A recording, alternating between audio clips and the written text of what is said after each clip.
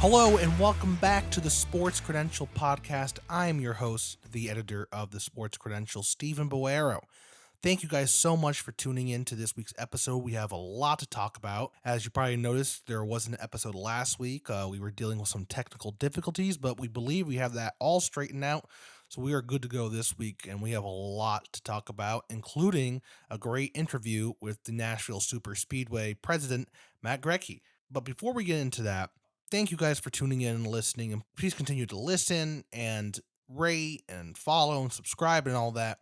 Yeah, be sure to subscribe to the Sports Credential Podcast on Spotify, Apple Podcasts, and YouTube. Once you subscribe, you don't have to go searching for the podcast or go looking for it. It'll just pop up on your feed every time there's a new episode every single week. And please be sure to follow the Sports Credential on Twitter, Facebook, and Instagram, as well as signing up for our free weekly email, which will go right to your inbox every week at noon on Friday, and we'll give you all the top stories from the past week. And you'll get first in emails, you'll get our monthly calendar email, you'll get breaking news email. So you follow us and you sign up for our email listing, and you'll get everything. So please be sure to follow us on all social media platforms, because we will have you covered for everything and anything Nashville sports related. So, there's a lot, like I said, a lot to get into. Let's hit the first one. The first thing I want to hit first is Vanderbilt baseball.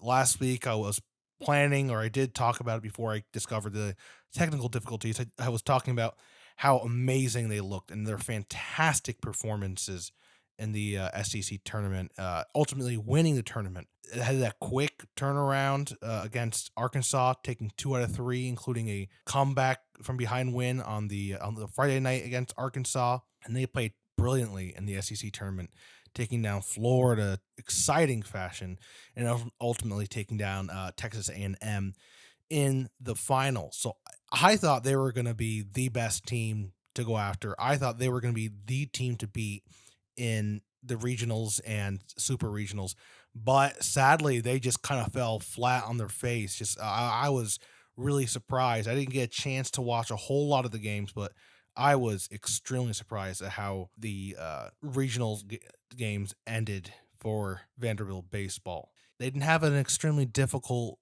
route to get there. I mean, they took down Eastern Illinois on Friday the 2nd, 12-2, real easily. Then they lost a nail biter to number 24 Oregon, 8-7, and they had a winner moves on game against Xavier, and they went on to lose that 2-1. Really surprised. Xavier is a good team. They took out Eastern Illinois 6-0. They lost to Oregon in the first game of the regionals tournament, 5-4. But I really thought that Vanderbilt would have been able to pick up some more offense than that, especially at the Hawk, coming off an amazing tournament, amazing SEC tournament. So really, really shocked. And I think the biggest question after this is this Vanderbilt season a failure?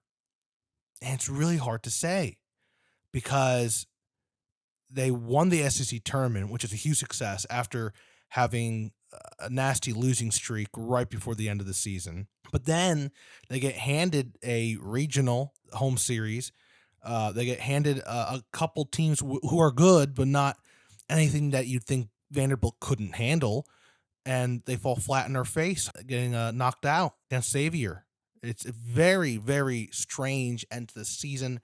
I bet for Coach Tim Corbin and a lot of the players, it just kind of feels odd, because they had this momentum and they were playing probably the best baseball they had all season going into the regional tournament, and they just didn't capitalize. They weren't able to win the games they really should have won. The very close games, they lost both games by 1 run, but sadly in that final game against Xavier, could only score 1 run, which is, I hate to put down Xavier, but it's kind of unacceptable. You got to score more than that. But I'm not going to spend a whole lot of time diving into the games and diving into what went wrong, what didn't work, what they should have done. Just really surprised at how the season ended. It's going to be a really interesting super regionals now, with a lot of teams and a lot of upsets that have occurred in the local regionals. Going to be a very interesting and unique College World Series coming up later this month. So that one stinks for Vanderbilt. Also, this happened 2 weekends ago. Once again, sorry for the podcast last week, but Nashville native Joseph Newgarden winning the Indy 500 in extremely exciting fashion.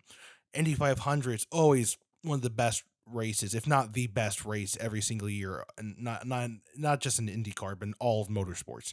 And it came down to the wire, like always. Those last 20 laps were unbelievable. Just these crazy wrecks, flips, red flags, stopping the race, and having to start up again with those crazy speeds, and everyone fighting, guys coming from 15th, trying to fight for a top 5 spot. I think Joseph Newgarden started 17th and just took over the lead within, I think, with a quarter of a lap left or half a lap left in the race to overtake Marcus Ericsson, who won Indy 500 last year, and he also won the inaugural Big Machine Music City Grand Prix 2 years ago. It's just kind of wild to see a Nashville guy holding up that historic Indy 500 trophy. Not that he didn't deserve. I mean, he deserved it more than anyone up there. He's had such an amazing career in IndyCar, winning 2 NTT IndyCar Series championships, so many wins both on ovals and road courses and street courses. He's had such a decorated IndyCar career, but he hasn't had that crown jewel of IndyCar, arguably the crown jewel of motorsports, which is the Indy 500. And now he has it, and he did it in such an amazing fashion. And it's going to be the hype going into Joseph Newgarden's race here in Nashville in just about a month for the Big Machine Music City Grand Prix is going to be huge. And it's the media frenzy is going to be insane. And if fans are looking for someone to support in IndyCar and they want to get involved in IndyCar, they want to be part of the they want to attend and be part of the Music City Grand Prix. Well, you got a local boy right there in Joseph Newgarden, who's coming off an unbelievable win at the Indianapolis International Speedway. So crazy weekend. Nashville SC playing out of their minds with a huge 3-1 win over Columbus, going down 1-0 in the first, I think, 2 minutes, first minute, and then coming back to take a 3-1 win with goals from Fafa Pico and Teal Bunbury, with who else but Hani Mukhtar with the cherry on top with a brilliant goal in stoppage time towards the end of the game. Solo just embarrassing the defenses and their families. It's just unbelievable what he's been able to do. And then this past week in Nashville was in Dallas, picking up another solid win, 2-1, with Hani Mukhtar scoring the game-winning goal in the 77th minute. I mean, he is by far the best player in MLS right now, and it's hard to argue that there's anyone that is better than him and more impactful than him with his goal contributions. If you look at the numbers of where he's passing and when he's passing and the ball control and the movements and the shots on goal when the ball's at his feet, when he's taking control of the game, it's just unbelievable. It's unbelievable. This week in Nashville, SC's got another big game in Toronto. We'll see how that turns out. Toronto, obviously not playing their best soccer at the moment, but they're definitely far from a bad team. I think a lot needs to happen. They're suffering from injuries. But this, once again, another opportunity for Nashville just to continue to pound on the Eastern Conference here in the MLS. And then obviously today, Wednesday, June 7th, the huge world-shattering news has finally happened. Lionel Messi is coming to MLS. He's going to be playing for Inter Miami, David Beckham, and ticket prices for Inter Miami games have jumped 4 times what they were before. Unbelievable. I mean, tickets for Miami versus Atlanta in Atlanta were like $90.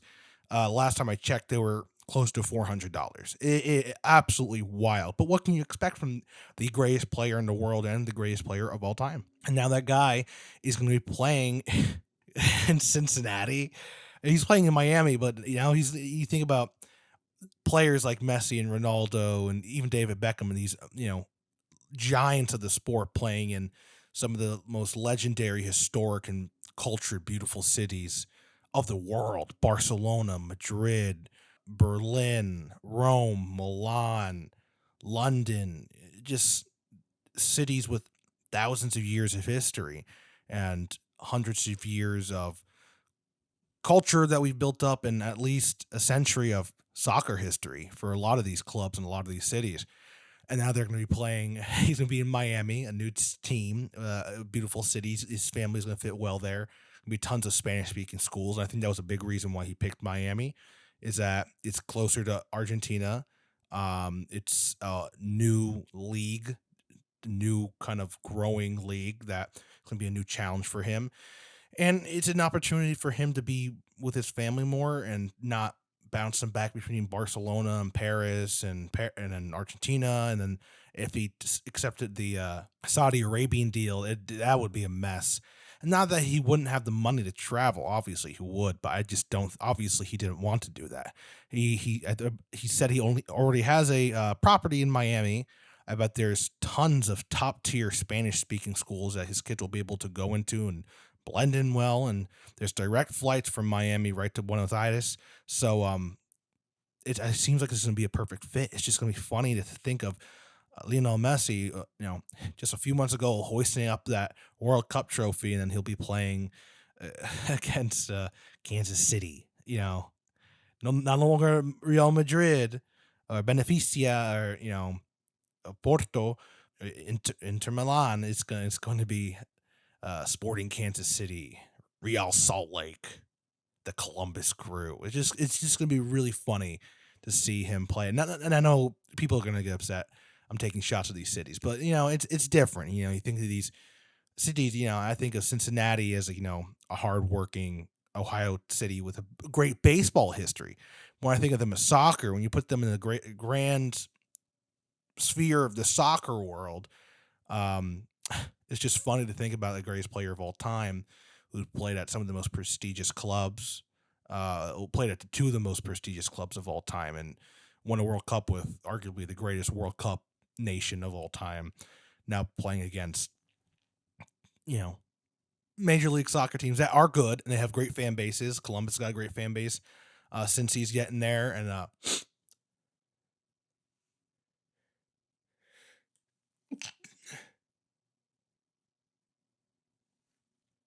but it's just funny how he went from playing teams in Paris and Rome and Madrid and all the teams in London and throughout Spain with a century of history to playing teams with like 20 years of history, and that the city hasn't fully accepted the sport yet. It's going to be interesting, but it's going to be good for the sport. I think people are now going to want to tune in and watch Messi play, and hopefully when they tune in, they'll stay tuned in, and it'll get people interested in MLS and say, why did he choose Miami and Major League Soccer over $1.6 billion in Saudi Arabia? That was the final offer, was 3 years, $1.6 billion, and he turned that down.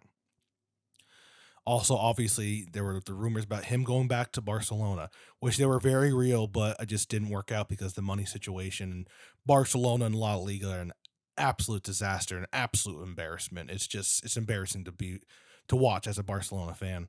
But you'd think maybe he would have stuck it out with Barcelona and tried to fix something, but I just think that it just ended so poorly. It just didn't work out. So he turned down $1.6 billion and possibly a return to Barcelona to go to Miami. And I think that's going to be a huge storyline of why he chose MLS. And he's even mentioned, there was a big interview before the World Cup. They talked about him possibly going to MLS, him possibly going back to Argentina to play in the Argentine league, and then obviously the Saudi Arabia stuff because Ronaldo went there, and it looks like Benzema is going to play in Saudi Arabia because they're throwing obscene amount of money at these superstars. So, but he showed interest in playing in MLS. It's a growing league. It's an exciting league. It's a very competitive league, even with the money gaps with some of the top teams. When you look at NYCFC and then the LA clubs, and then you look at Nashville's got the money, they may not be spending it, and then you look at some of the other clubs that kind of struggle financially. We have seen in recent years how competitive this league can be with and without money. But obviously, money is a big difference, like in all sports, but all American sports and all soccer leagues throughout the world. There's money talks and the other thing walks. So it's going to be really interesting to see how fan growth comes from this. Messi's going to be obviously a superstar. Tickets are going to be sold out anywhere and everywhere. He's going to be in the building. Even if he could come to the MLS and be injured for 2 years, and every game would be pretty much sold out just to get a glimpse of him on the bench. So I'm excited to see him in MLS. I am, as an Argentina fan and a Messi, obsessor. It just makes me so happy to see Messi in American soccer, and it's gonna be fun to see how this plays out. And it's a shame that Miami already came to Nashville, because all these Nashville fans are like, of course, we just played Miami 2 weeks ago, and now Messi's joining Miami. Why couldn't that happen a month ago or something? So there's a lot happening, and it's been these crazy couple weeks. And before we get into this interview with Nashville Superspeedway president Matt Greci, there's one last thing we got to talk about: the Preds news, man. Preds finally firing John Hines after what seemed like a lot of speculation for quite a number of months, almost a year, really. And then hiring former Predator, former NHL player Andrew Brunette. He scored the first goal ever in Predators franchise history. You probably have heard that stat 1,000 times already.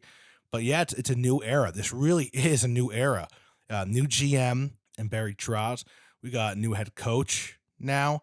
Obviously, the news just from this week is the Atlanta Gladiators are going to be the Predators ECHL affiliate now. And once again, the Predators are just spreading their web of Predators and hockey control throughout all of the South.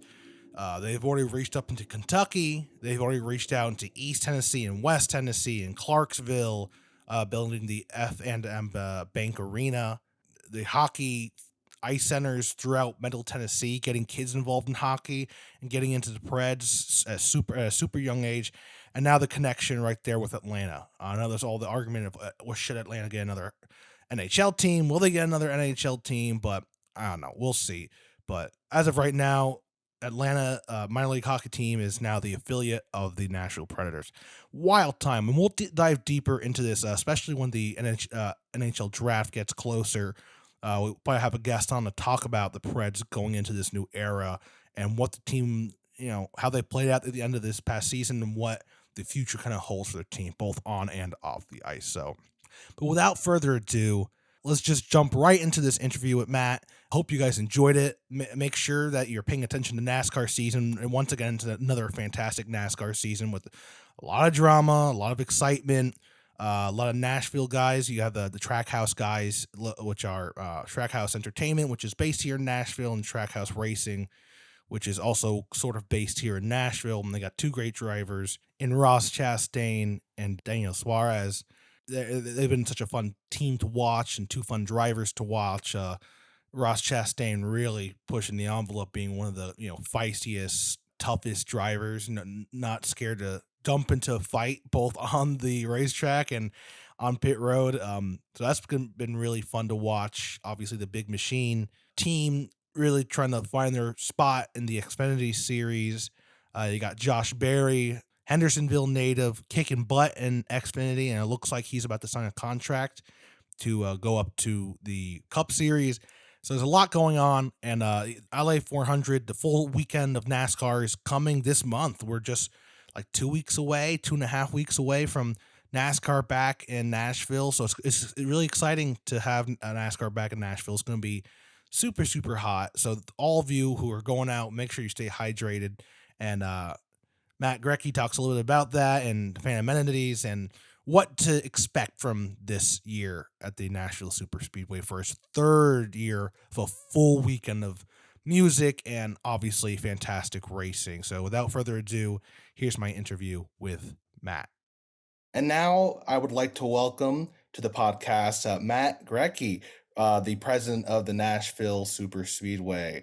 Matt, how are you? Thank you so much for joining us. Stephen, thanks for having me. We are doing great here at Nashville Superspeedway. We're delighted to be just over 3 weeks out from our NASCAR event weekend, which will kick off June 23 and run through June 25. It'll be our third annual welcome back the three NASCAR Premier Series, and we couldn't be more delighted. So, Matt, for people who are not familiar with you and your background, tell us a little bit about your story, how you got involved with motorsports, and how you got involved with Speedway, and finally here in Nashville.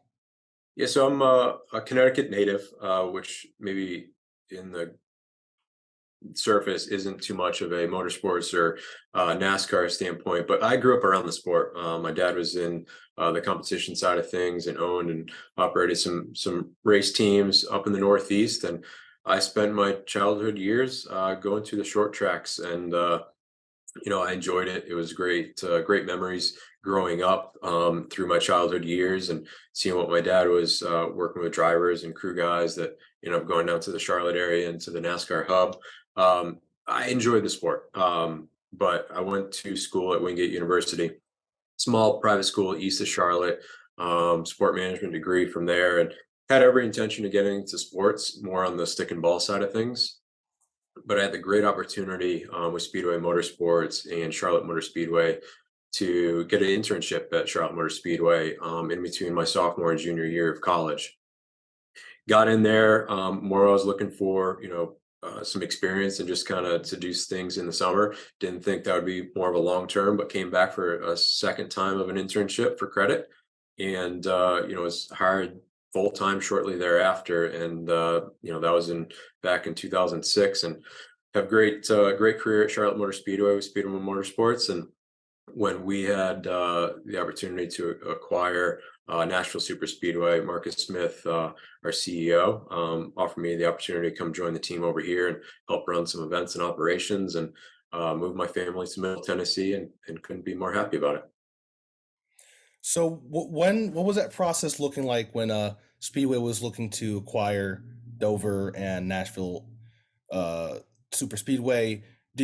Were you on that in the discussions in regards of joining the Nashville Super Speedway staff, or were you just more part of the big picture discussions?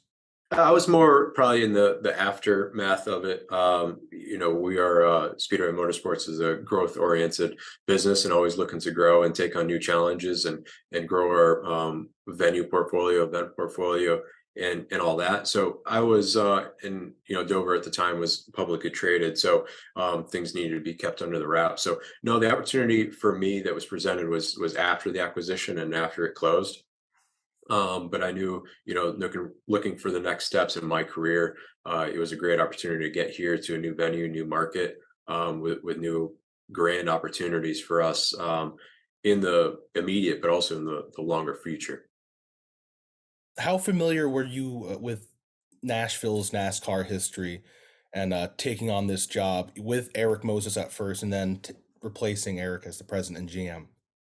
Yeah, so Eric and the team did a great job launching the facility back in 2021 from its dormant place, and getting NASCAR Cup Series here back into Middle Tennessee, and did a great job of that. And joined Eric's team last year and learned a lot. And Nashville is deep in NASCAR history. A lot of race teams, race drivers, and a lot of fans are in this market, from the great short tracks that are in this area and continue to be. So familiar with it. I had visited Nashville, several times as far as, through, the banquet and things like that, and did a lot of research. And because of that, I was excited to get here in the Nashville market, just with what NASCAR is. As much as Nashville is growing, we see ourselves as a company growing with it and looking forward to the future. So, what has this year been like so far? You taking on the role as president and GM. What does that look like from a macro point of view of running this, and also on the smaller level of the day to day of working to get with your team to make this a bigger and more welcoming venue, not just for the sport, but also for the community out there in Lebanon? Yeah, so we were always looking to grow. NASCAR weekend is, what we've been focused on, but we've added some really great team members here, and we're looking to operate more events throughout the year. We've grown our event portfolio. We probably 2021, we had about 40 event days. Last year, we had about 80. We'll be over 120 event days this year.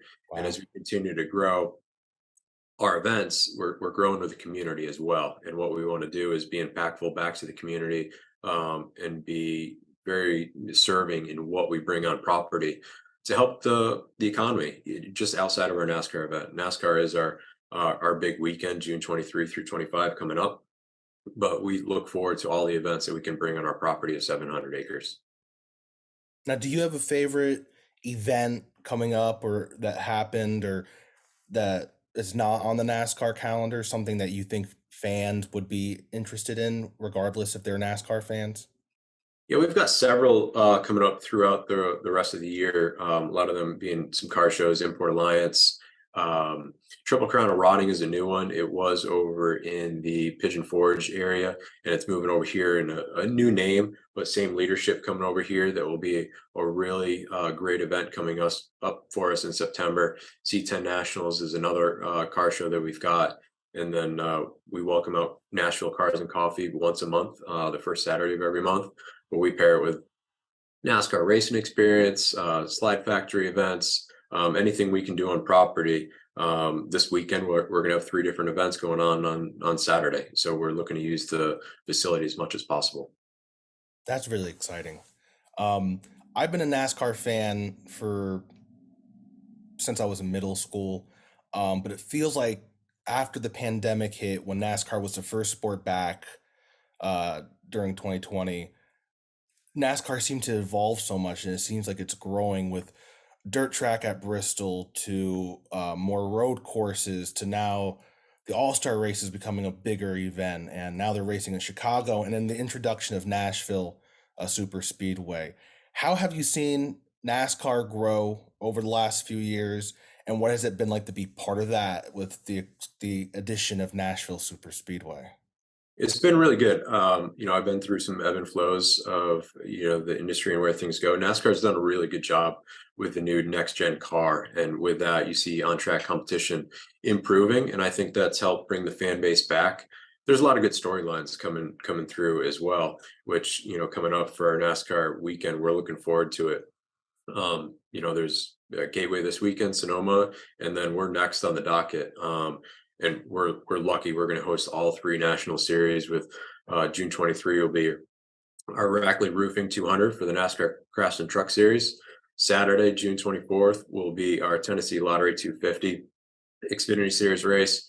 And then Sunday, we're going to go primetime this year, 6 o'clock local start, which will give a really good storyline to our Ally 400 Cup Series race. Yeah, I'm really excited for. It's one of my favorite things about NASCAR is racing underneath the lights. What was that process looked like, and was it? Did you guys bring it up first? Did NASCAR bring it up first? And what was that process like getting the race underneath the lights? Well, our hand was a little forced last year with weather that brought us to under the lights, which so this year we saw the great impact of racing under the lights and that. So working with NASCAR and NBC, 2 great partners of ours. NBC will kick off their second half of the season with our race here, and Middle Tennessee with the temperatures that we have, a 6 o'clock start will be a lot more enjoyable for our fans, our industry, our partners. So it'll be really unique with our 6 p.m. race start too. It'll actually be daylight when we start, but it'll transition into the night, which will give crew chiefs and drivers some challenges and adjustments throughout the race, which we're looking forward to seeing in venue and seeing on the NBC broadcast. So I know right before we get into the month of June, this is June 1st. It's really going to start to get crazy for y'all over there.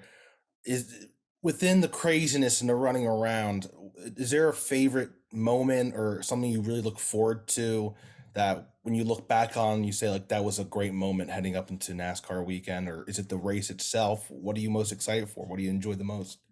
We're gonna have a lot of entertainment on property. Nashville is synonymous with entertainment. We've got a good lineup that we're still working on, Parker McCollum's going to rep a pre-race concert before the Ally 400.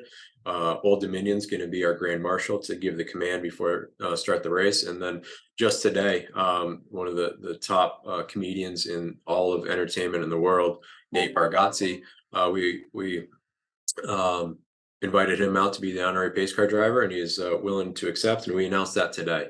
And we'll be welcoming a lot of industry folks and entertainers in the market to come enjoy our NASCAR event weekend.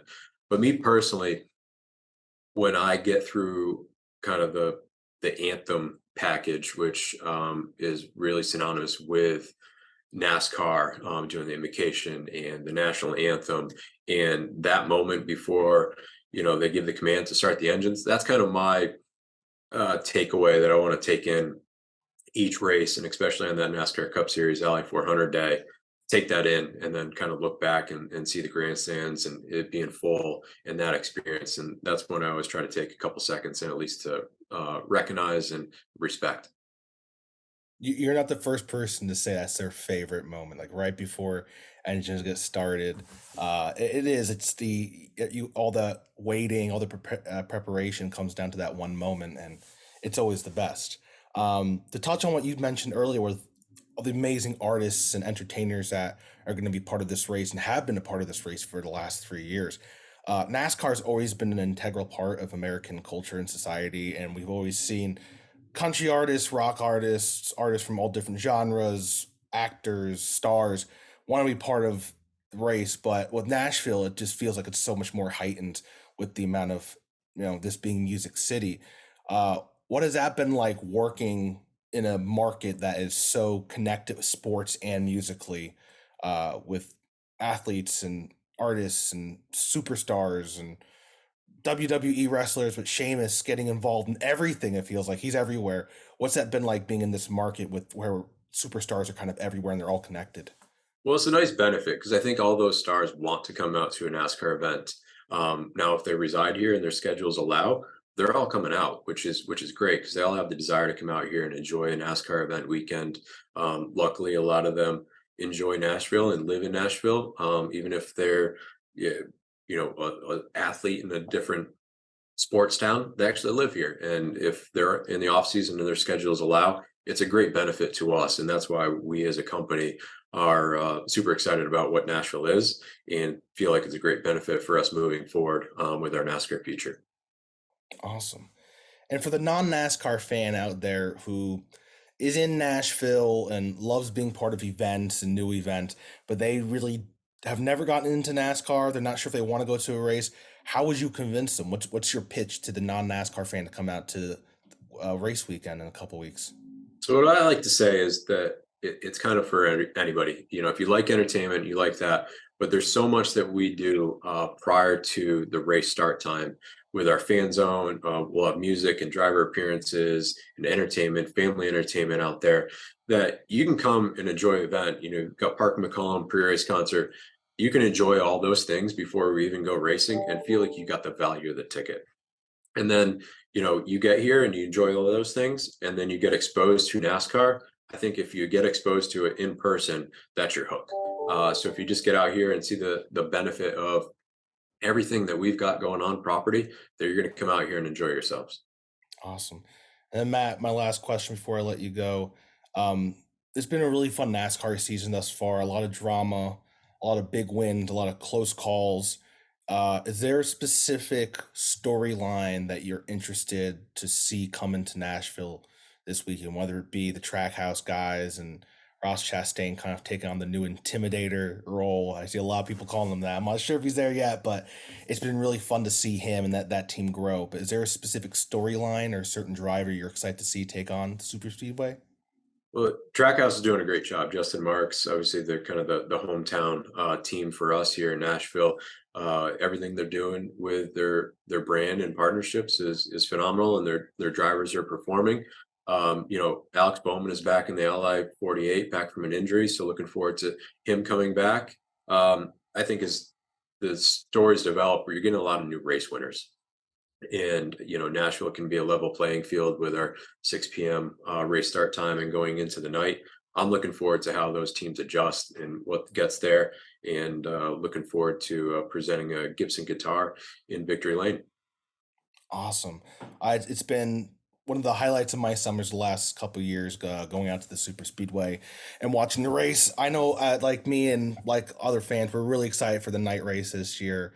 And yeah, Matt, thank you so much for taking the time joining us. I know you're super busy heading into this race month, so we really appreciate you taking the time to speak with me.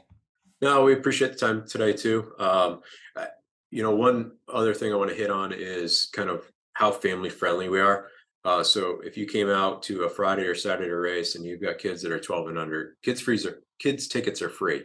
And then Sunday, our NASCAR Cup Series tickets are just $10. So it's family friendly, family affordable. And if anybody's interested, come out onto NashvilleSuperspeedway.com, look at ticket options. We've got a lot to offer. I know that's always been my experience of going to NASCAR races is despite, anything and everything, the culture is so awesome around NASCAR and it's been a family friendly sport ever since I was a kid. I've never had a bad experience. It's always been the absolute best. The NASCAR community is arguably the best sports community in American sports. And yeah, it's always so much fun. And it's a great opportunity to get kids into motorsports. And so, yeah, it's going to be a great weekend. I'm really excited. Matt, thank you once again for joining us and taking the time. I really appreciate it. Thanks, Stephen. Appreciate the time. Once again, thank you so much to Matt for taking the time to speak with us. I know it's probably been a couple crazy weeks leading up to June, and now this month is here, and it's going to be a crazy month leading up to the third annual LI 400 at the Nashville Superspeedway. So thank you to Matt and the whole Nashville Superspeedway team for taking the time to speak with me about what to expect for the weekend coming up and what's new at the Superspeedway. And yeah, it's really exciting. And I've been a big NASCAR fan, and it's great to see NASCAR back in Middle Tennessee. And the Superspeedway has been doing a great job putting on that awesome weekend full of NASCAR. So once again, thank you guys so much for tuning in. I really hope you enjoyed that interview with Matt Greci. Once again, Matt, thank you so much for taking the time. It's going to be an exciting couple weeks here in June. We got the NHL draft. We got the awards coming up. We have tons of Nashville SC going on. A lot leading up to the IndyCar Big Machine Music City Grand Prix in August. July is going to be kind of a quiet month for Titans, but there's going to be tons of going on. There's going to be a lot of shakeups with the Preds. So it's going to be a wild couple weeks and a wild summer. It's going to be lots of fun. So thank you guys for listening. I hope you continue to tune in for the rest of the summer. We got some great guests lined up, and we have some fun episodes and some great topics to talk about. But that's all we have for you this episode.